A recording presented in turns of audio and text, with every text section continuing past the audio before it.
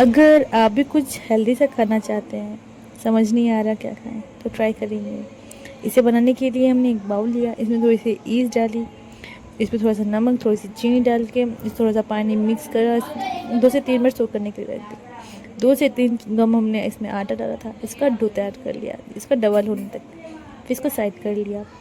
ये हमने बनाना को छोटे छोटे पीसेस में कट करा। फिर अच्छे से हमने जो डो बनाया था उसको रेस्ट करवाने के आधे 1 घंटे के बाद में इसको अच्छे से हाथ से हमने फिर बैठ किया। फिर हमने जो बनाना कट करे थे उनको ऐड कर दिया इसमें, इसको पलटा और अच्छे से इसको हमने फ्राई करा। ज़्यादा ऑयल में निकला था, हेल्दी बनाना इसलिए। और फिर ऐसे ही सर्व करा था, बहुत टेस्टी बना था। अगर आपको वीडियो अच्छी लगती है तो गाइस लाइक कमेंट शेयर।